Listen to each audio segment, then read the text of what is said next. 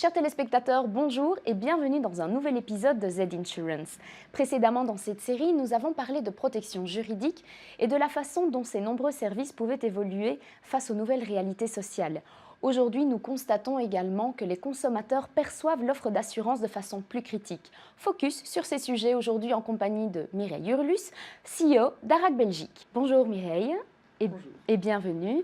Alors les consommateurs, on le sait, ils s'informent de plus en plus avant de passer à un acte d'achat. En va-t-il de même en matière d'assurance? Oui, certainement. Donc effectivement, le consommateur s'informe et les assurances ne sont pas une exception à cette règle. L'Internet fournit une mine d'informations et donc effectivement, le client ne va pas uniquement sur le site web des assureurs regarder pour plus de détails selon les produits qu'il veut acheter. Également sur le site web des courtiers, il trouve pas mal d'informations intéressantes. Nous voyons d'ailleurs aussi que ce n'est pas uniquement avant l'acte d'achat.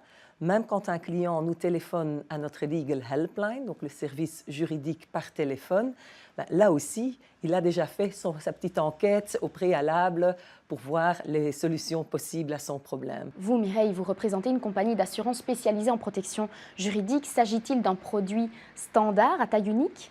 Non, pas du tout. Il y a en fait deux sortes d'assurance protection juridique. D'un côté, il y a la protection juridique intégrée, donc celle qui est couplée dans votre assurance voiture, assurance incendie ou assurance familiale.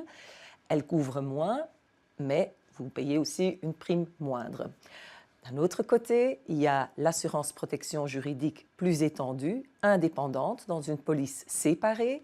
Là, vous avez évidemment plus de garanties au sein de votre contrat. Elle couvre également, par exemple, les litiges avec l'assureur incendie auto même, donc c'est quand même très important. Et vous avez également la possibilité d'y ajouter d'autres garanties, comme le droit du travail ou les litiges contractuels, par exemple un litige avec votre télécom provider. Et qu'arrive-t-il si les parties sont assurées par le même assureur protection juridique? Quelle sera dès lors la procédure? Eh bien, nous allons immédiatement informer nos assurés de cette situation et ils ont à ce moment-là le droit de choisir un avocat externe pour gérer leur dossier. Nous voulons d'ailleurs toujours garantir l'impartialité, c'est ça la force d'un assureur protection juridique indépendant et donc il ne doit jamais craindre que d'autres intérêts que les siens vont interférer dans la gestion de son dossier. Quels sont les risques les plus fréquents pour lesquels on va souhaiter faire intervenir un assureur protection juridique? Eh bien, si je regarde le top 3 des dossiers qui sont soumis à l'assurance protection juridique, il y a en première place tout ce qui concerne le roulage, donc les accidents de la circulation, mais aussi les infractions de roulage. Ensuite, il y a tous les litiges qui concernent le droit du travail, donc un litige entre un employeur ou un employé. Et en troisième position, le droit de la consommation. Tout va dépendre de l'accord entre les parties. Faut-il vraiment un accord papier pour faire valoir ses droits?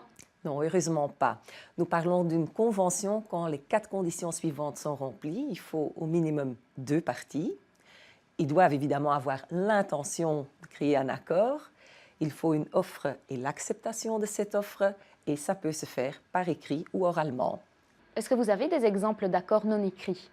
Évidemment, ce ne serait pas réaliste de faire tout par écrit car dans notre vie quotidienne, il y a plein d'accords qu'on fait. Je pense par exemple à nos achats dans le supermarché ou encore le passage d'un véhicule dans le car wash. Tout ça, ce sont des accords qui ne sont pas écrits. Pourtant, il y a des litiges contractuels qui peuvent en résoudre et ces litiges-là sont couverts dans le cadre d'une assurance protection juridique indépendante.